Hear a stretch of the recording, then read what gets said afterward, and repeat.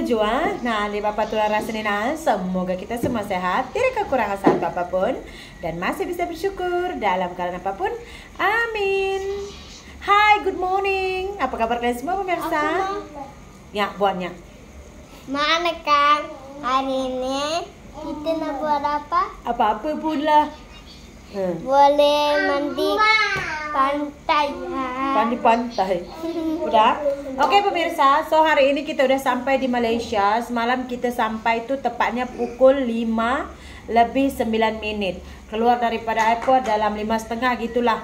Karena kita ngam-ngam keluar tuh time office hour pulang kan, jadi macet. Lagipun kita memang ada kerjaan yang mau kita buat di Penang ini. Jadi hari ini kita memutuskan untuk satu malam menginap di hotel di Penang. Ini kebetulan kita menginap di Berjaya Hotel. Jadi hotel ini tuh sangat dekat sekali ke kedutaan. Kenapa Kak Sri? Jadi kerjaan kita ke kedutaan ini, saya mau menanyakan pemirsa biar nggak simpang siur. Terlalu banyak informasi yang dibikin kepada saya. Sri, nanti kalau kamu ke Indonesia buat begini-begini. Sri, nanti anakmu begini-begini. Sri, nanti suamimu begini, biaya begini. Pening kepala kan? Jadi mungkin yang bercerita kepada saya pun bercerita berdasarkan pengalaman juga. Tapi kan kadang-kadang tuh yang namanya proses seperti ini tuh selalu ada aja perubahan-perubahannya pemirsa gitu. Makanya untuk tidak kita nanti mencegah terjadinya ulang-alik, ya kan, pengalaman kita juga dulu masa kita urus pendaftaran tuh terlalu banyak dengan informasi dari orang. Jelas-jelas kita sendiri yang pening kepala gitu. Jadi bagusnya terus aja datangi ke kedutaan, kan udah sampai Penang juga gitu. Jadi hari ini kita bertolak dari hotel mungkin pukul 10 nanti ke kedutaan dulu, tanyakan syarat-syarat untuk membuat affidavit untuk anak saya. Ataukah kalau misalnya tuh ya, kita kan udah mendaftar kawin di Indonesia juga, boleh nggak anak saya ini 2 keluarga negaraan aja gitu. Jadi waktu duduk di Indonesia mereka warga Indonesia, nanti kalau di Malaysia mereka 2 warga Indonesia gitu. Jadi saya rasa anak kecil sampai batas umur, kalau di Indonesia saya rasa 17 tahun, kalau di Malaysia saya tidak tahu lah, boleh memiliki kewarganegaraan ganda gitu. Karena kan kita udah daftar di Indonesia, daftar di Malaysia juga gitu ya.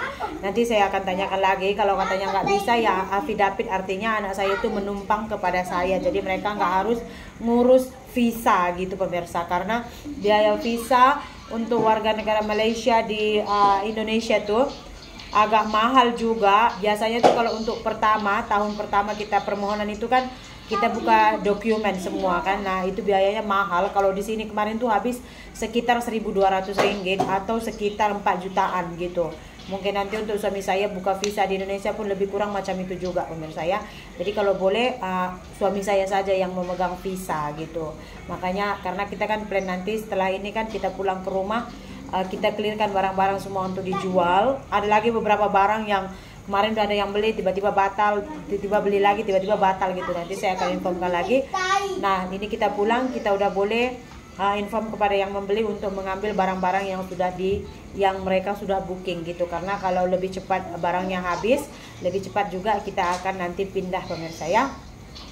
Sekalian juga mau menanyakan itu saja. Dan pemirsa, ada juga yang saya mau bagi tahu kepada kalian. Kalau kalian lihat semalam di video Mama Nayan, jadi dia itu ada mengirimkan kayak ubat kampung, ubat tradisional untuk si Pia yang ada di Penang ini pemirsa ya. Semalam itu pas dia bagi, sebenarnya saya sudah bilang ini boleh lewat kah? Karena setahu saya kita mau bawa cairan, entah itu dalam bentuk minyak ke obat ke atau apa-apa tuh dia tak boleh lebih dari 100 ml gitu. Jadi dibagi semalam satu botol macam ini. Ini satu botol nih pemirsa. Ini berapa mililiter ini saya pun tidak tahu. 500 ml. Jadi pas kemarin itu karena saya udah bilang kami nggak beli bagasi gitu. Karena kalau di bagasi kita boleh lipat di baju, dia boleh lewat. Karena dulu saya pernah bawa juga, tapi kami kan semua barang tuh kita bawa naik pesawat. Jadi pengecekannya itu lebih detail lah ya saya bilang. Jadi semalam pas kita mau masuk di pengecekan paspor kan barang-barang dicek sekali lagi. Sementara air yang kita bawa pun dia suruh buang. Kemarin susu anak saya pun dia suruh buang. Saya bilang nanti kalau buang ini mau bancuh di mana? Nggak ada air panas saya bilang. Jadi minyak yang udah dibeli Mama Nayan itu harganya mahal juga.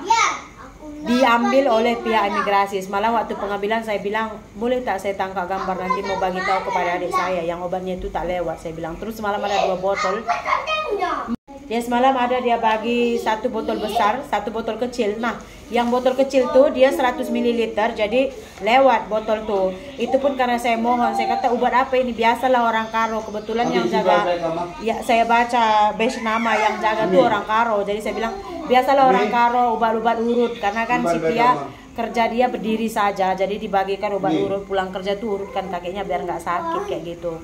Jadi katanya, iya tahu paham, saya tahu obat ini, tapi nggak bisa katanya karena kan ini naik pesawat, jadi cairannya ini nggak bisa dibawa lebih segini. Kenapa nggak dimasukkan bagasi aja? Saya bilang kami nggak beli bagasi, jadi ya udah nggak lewat. Waktu mereka bagi bisa ini lewat ke tuh kata Binda Nayan, lewat deh, boleh lewat. Ya udah nanti kalau saya bilang nggak lewat, nanti dikira saya malas bawanya ya kan. Jadi ya udah terbuanglah sudah minyak itu tadi. Tengoklah pemirsa, sudah dia satukan dengan beberapa barang yang memang tidak lewat juga. Jadi itulah dia pemirsa cerita yang menyedihkan, barang yang sudah dibawa tidak dapat kita bawa sampai di sini. Macam itu juga hari itu saya bawa obat gula.